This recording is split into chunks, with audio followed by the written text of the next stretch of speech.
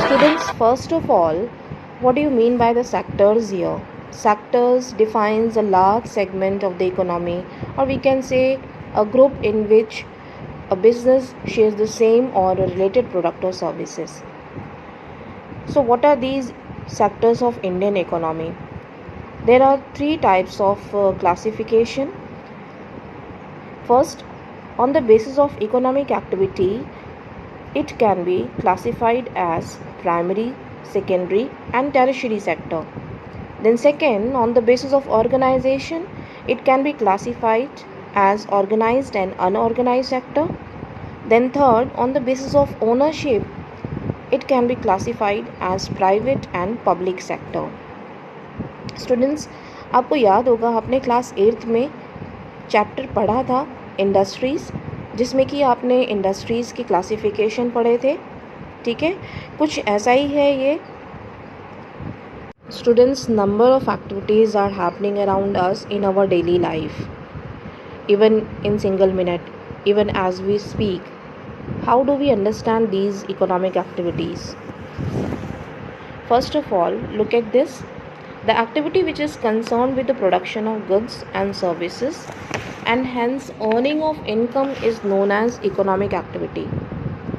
Means, students, जब भी हम कोई काम करते हैं, कोई सर्विसेज प्रोवाइड करते हैं किसी को, या किसी कोई गुड या प्रोडक्शन करते हैं, उसके बदले में जो हमें इनकम मिलती है, जो रेन्यूमरेशन मिलता है, उसे हम इकोनॉमिक एक्टिविटी कहते हैं. Understood? And economy is classified into 3 sectors on the basis of these economic activities, that is primary, secondary and tertiary. Now look at the first one, that is primary sector. Children, we can call it as a agricultural sector also.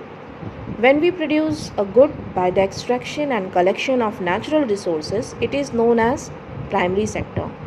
For example, farming, mining, fishing, dairy farming, lumbering, etc. We can take an example of cultivation of cotton. It requires different natural resources like sunlight, rainfall, water, specific type of climate, soil, etc. Children, this sector is called as the primary as it forms the base of all other industry that we subsequently make. It is very important as it provides the raw materials to secondary sector, in the absence of which the production cannot take place. Understood? Next one is secondary sector. Children, it includes activities in which natural products are converted into finished goods, into valuable goods. The transformation takes place into this sector, and different methods or processes of manufacturing is included. This sector is also called manufacturing or industrial sector. We can take the example, using a cotton fiber we can make textile, but it includes different process. First of all, we will clean the fiber, then spins, then making yarns, then weave the cloth, dye and designing, and then stitching and so on. We can take another example also, sugarcane as raw material we can make sugar or good and so on, right? Children, इस sector में हम छोटे से छोटी nail से लेके, छोटी से छोटी पेन से लेके, जो बड़े से बड़े जहाज बनते हैं, एरोप्लेन्स बनते हैं, उन सभी का मैन्युफैक्चरिंग इस सेक्टर में इंक्लूड करते हैं. ठीक है. Third one is tertiary sector. Children, third means the third in order or third stage of development. This sector includes that help in the development of the primary and secondary sector, right? And these activities by themselves do not produce a good, but they are an add or support for the production process, and this sector is called the service sector. This sector helps the primary or secondary sector. Students, tertiary means third in order or third stage of development. This sector includes that help in the development of the primary and secondary sector. These activities by themselves do not produce a good, but they are an aid or support for the production service, and this sector is called service sector. right? For example, teachers, doctors, transporters, lawyers, banks, software companies, call centers. These contribute in the development of the primary and secondary sector by providing their services. जैसे कि bank loan provide करने का काम करते हैं for the industry, for the farming, right. जैसे कि transporters raw material को सेकेंडरी सेक्टर यानी इंडस्ट्रीज़ तक ले जाने का काम करती हैं, ठीक है। तो इस तरीके से ये सर्विस सेक्टर जो है वो लिंक है प्राइमरी और सेकेंडरी सेक्टर के बीच में। Students, classification of economic activities is very important because it helps in asserting that which sector contributes the most in the GDP and which sector has the scope of employment and increase the national income, right? And these sectors are interdependent with each other, interrelated. We can see here in our next slides, the cotton production is related with the primary sector. Then as a raw material, we transport it to the industries for the manufacturing of textile. Then after stitching, after processing, it can be transported to the shops, right?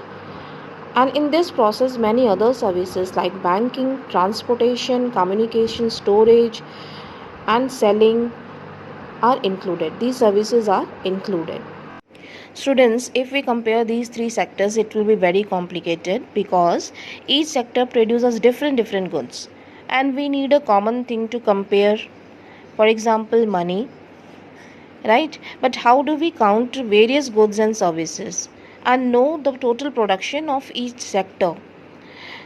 So students, the value of the final goods and services produced in each sector during a particular year provides the total production of that particular sector, right? But उस particular sector की जो total production है उसमें हम सिर्फ final goods को ही include करते हैं, यानी the cost of final goods and services are included in a total production of the sector, not the intermediate goods. Now there is a little difference between the final good and intermediate good. Final goods हम valuable finish goods को कह सकते हैं जो कि prepare हो चुकी है, now they are ready to sold in the market. जबकि इंटरमीडिएट गुड्स हम उसे कहेंगे जिसको कि हम फाइनल गुड को प्रोड्यूस करने के प्रोडक्शन के टाइम पे इंक्लूड करते हैं, ठीक है। That is called intermediate goods. We can take a example here. जैसे कि एक मैन्युफैक्चरर है, उसको बिस्किट बनाने हैं तो वो कई सारी चीज़ों को इंक्लूड करता है। इंटरमीडिएट गुड्स जैसे कि नट्स हुए, मिल्क, वीट फ्लोर, ठीक है, सम शुगर, ऑयल एट्सेट्रा, ठीक है। उसके बाद वो बिस्किट को इन सारी चीज़ों का प्रोसेसिंग करके बिस्किट मैन्युफैक्चर करता है। लेकिन वो हम इन सारी चीज़ों के कॉस्ट को ऐड इसमें नहीं करेंगे, नट्स की कॉस्ट को, मिल्क के कॉस्ट को और वीट फ्लोर के कॉस्ट को, ठीक है। हम जो फाइनल गुड प्रिपेयर होगा, जैसे कि अगर वीट की कॉस्ट फॉर एग्ज़ाम्पल 8 रुपीज़ थी, मिल्क की कॉस्ट 10 रुपीज़ थी, नट्स की कॉस्ट 20 रुपीज़ थी, ठीक है, और शुगर की कॉस्ट फॉर एग्ज़ाम्पल 20 रुपीज़ थी, तो जो फाइनल गुड्स होगा हम पर पैकेट, फॉर एग्ज़ाम्पल अगर 100 रुपीज़ पर पैकेट है बिस्किट का कॉस्ट, तो हम उसको ही फाइनल गुड मान के चलेंगे, ना कि हर एक का कॉस्ट उसमें इंक्लूड करेंगे, ठीक है। सो कहने का मतलब है different goods produced in a sector may be measured in different units like liters, kg, etc. Hence cannot be added together. Therefore, to find the total production of a sector, the monetary value of goods and services is added up rather than adding up the actual numbers, right? So what precautions should be taken at the time of calculation?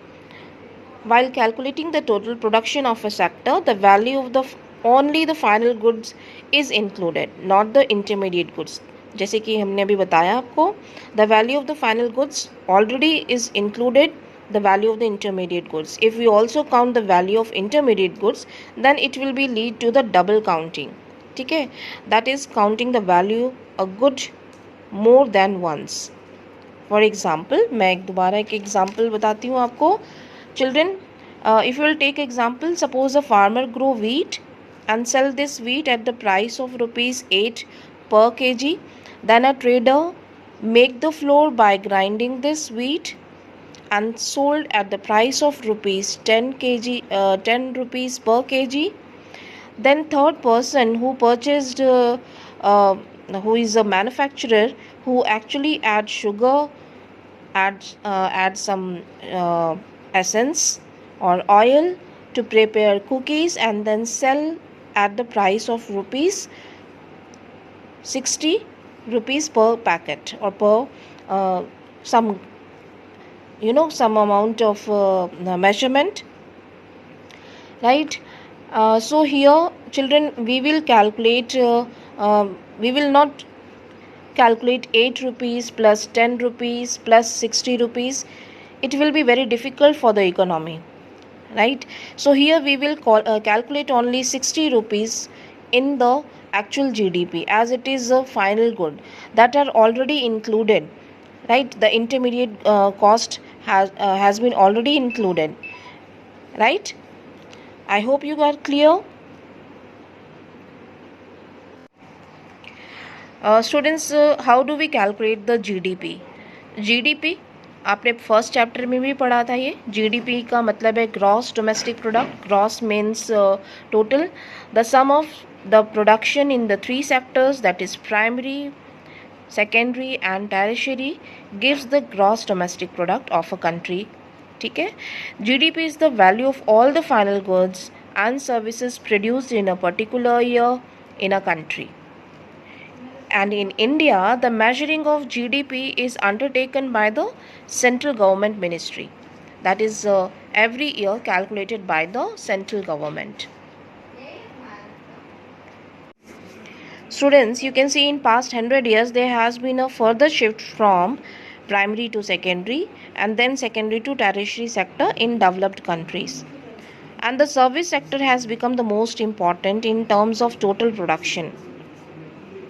We can see here the shift between the sectors. In case of India, India is a developing country, right? And in terms of share of each sector, it can be judged on the on two terms, or on two bases. First, on the basis of share in GDP, and in terms of employment, right?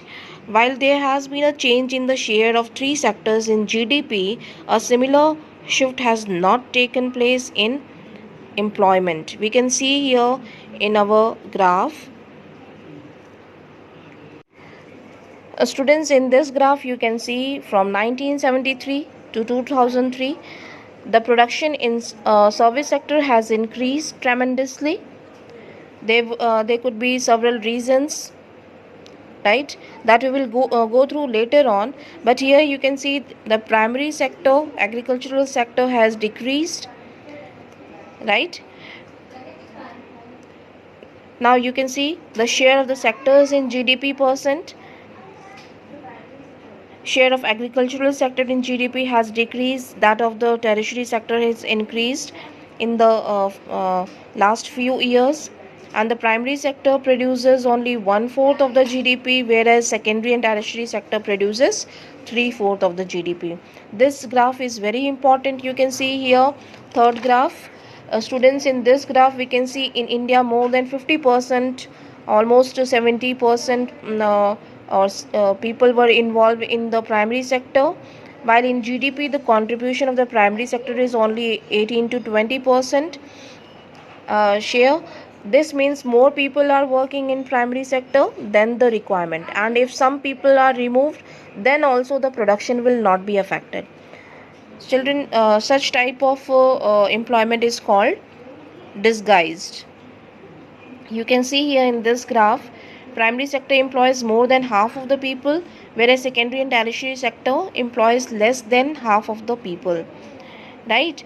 So here disguised or underemployment situation has been created in the primary sector, and that is why the share of the primary sector in the GDP percent is also very less.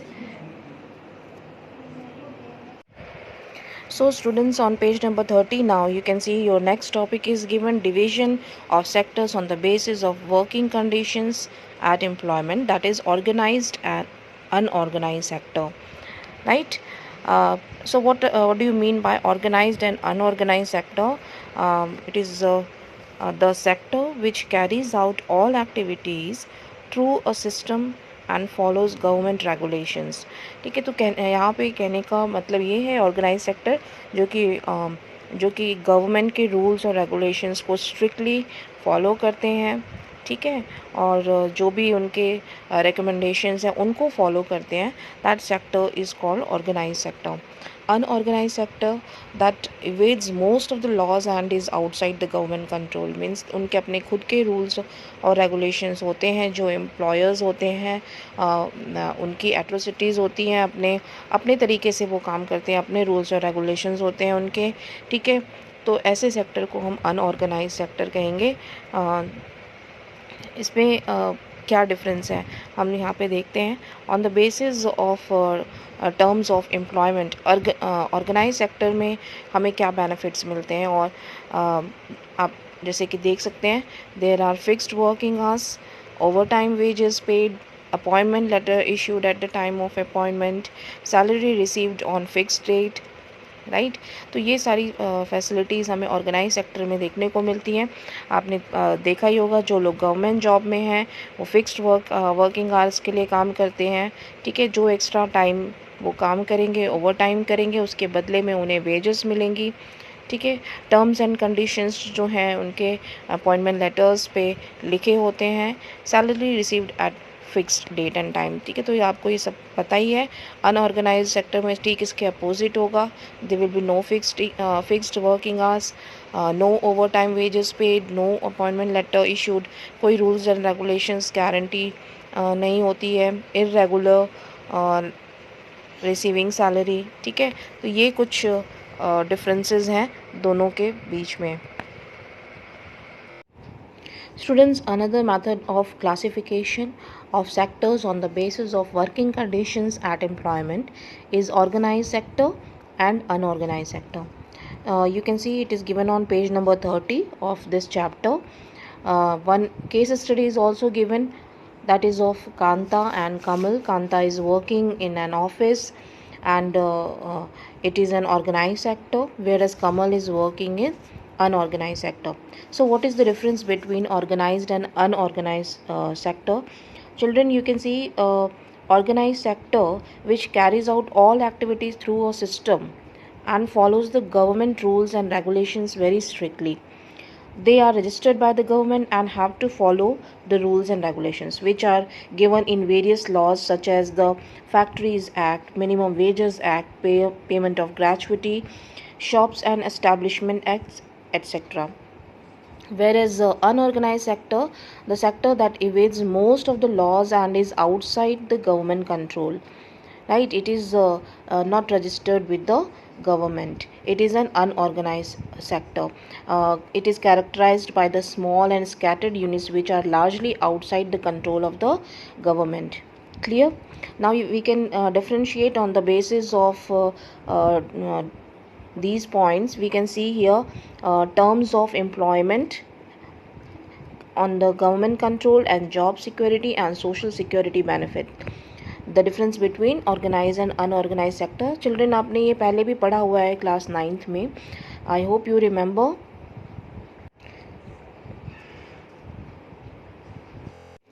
So students, you can differentiate between organized and unorganized sector on these points. और I think आपने ये 6th class से ही पढ़ा हुआ है कि organised और unorganised sectors में क्या डिफरेंसेस होते हैं, राइट। तो यहाँ पे हम देखते हैं organise sector, it is called organised because it has some formal process and procedures, right. Fixed working hour होते हैं, और जो भी आप एक्स्ट्रा टाइम काम करते हैं, ओवर टाइम काम करते हैं, उसके बदले में आपको वेजेस दी जाती हैं। एक प्रॉपर प्रोसेस होता है, अपॉइंटमेंट लेटर आपको मिलता है जिसमें टर्म्स एंड कंडीशंस लिखी होती हैं। फिक्स्ड सैलरी आपको मिलती है, ठीक है, मंथली। जबकि अनऑर्गेनाइज सेक्टर में इसके जस्ट अपोजिट कंडीशंस होती हैं। कोई फिक्स्ड वर्किंग आवर नहीं होते। ओवर टाइम का भी आपको ज़रूरी नहीं है कि हमेशा वेजेस दिया ही जाएगा। कोई अपॉइंटमेंट लेटर इशू नहीं होता। इरेगुलरिटी होती है सैलरी में, ठीक है। गवर्नमेंट कंट्रोल में भी अगर आप देखेंगे तो organise sector is registered with the government, जबकि unorganise sector is outside the control of the government, ठीक है। और ऑर्गेनाइज सेक्टर फॉलो करते हैं रूल्स और रेगुलेशंस को स्ट्रिक्टली, जबकि अनऑर्गेनाइज सेक्टर के अपने खुद के रूल्स एंड रेगुलेशंस होते हैं और वो ज़रूरी नहीं है कि उन्हीं गाइडलाइंस को फॉलो करें, ठीक है। जॉब सिक्योर होती है ऑर्गेनाइज सेक्टर में, जबकि अनऑर्गेनाइज सेक्टर में कोई जॉब सिक्योरिटी नहीं मिलती। People may be ask to leave any time, ठीक है। ये सारी चीज़ें आपको पता हैं, बेसिक चीज़ें। सोशल सिक्योरिटी बेनिफिट भी होते हैं, जिसमें आपको मेडिकल बेनिफिट्स मिलते हैं, ग्रेचुइटी मिलती है, सिक लीव्स मिलती हैं, प्रोविडेंट फंड मिलते हैं ऑर्गेनाइज सेक्टर में, जबकि अनऑर्गेनाइज सेक्टर में ऐसा कुछ भी आपको बेनिफिट नहीं मिलता है, ठीक है। So here we can understand these points. I hope you are clear now.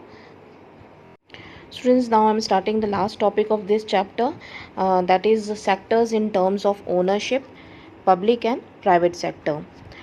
Students, पहले भी आपने ये टॉपिक पढ़ा हुआ है, ठीक है। This is another way of classifying economic activities into sectors, could be on the basis of who owns assets and who is responsible for the delivery of services, that is private sector and public sector. So students, public sector is where the government owns most of the assets and provide all the services, right? All the factors of production are in the hands of government. For example, MTNL, BSNL, Indian Railways, NTPC, BHEL, post offices, right? ये सभी public undertaking enterprises हैं, ठीक है। यहाँ पे public sector हम इसलिए कहते हैं क्योंकि ये गवर्नमेंट रन करती है, और यहाँ पे पब्लिक का जो पब्लिक जो टैक्सेस पे करती है, इनडायरेक्टली जो गवर्नमेंट टैक्सेस कलेक्ट करती है, इनडायरेक्टली वही पैसा गवर्नमेंट यूटिलाइज़ करती है इन कंपनीज़ को, इन इंडस्ट्रीज़ को रन करने के लिए, ठीक है। इसीलिए हम इसे पब्लिक सेक्टर कहते हैं। और बहुत सारे जैसे कि अदर इम्पॉर्टेंट काम भी करती है टैक्सेस से, ठीक है। पब्लिक हेल्थ केयर सेंटर्स होते हैं, पब्लिक हॉस्पिटल्स होते हैं, गवर्नमेंट हॉस्पिटल जिसे कहते हैं, ठीक है। तो जो भी एंटरप्राइजेस गवर्नमेंट रन करती है, हम उसे पब्लिक सेक्टर में इंक्लूड करेंगे। Then another one is private sector. Private sector जैसे कि नाम से ही पता है, in the private sector ownership of assets and delivery of services are in the hands of private individuals or the group of individuals or companies. We can take the example Reliance India Limited, Kingfisher, Tata Iron and Steel Company Limited, etc. These are privately owned company, right? So children, private sector और public sector दोनों ही sectors जो हैं वो किसी भी economy के लिए important होते हैं। ऐसा नहीं है कि किसी भी कंट्री में सिर्फ प्राइवेट सेक्टर ही होते हैं, ठीक है। दोनों का ही होना बहुत ही ज़रूरी है। प्राइवेट सेक्टर भी होने चाहिए और पब्लिक सेक्टर भी होने चाहिए, ठीक है।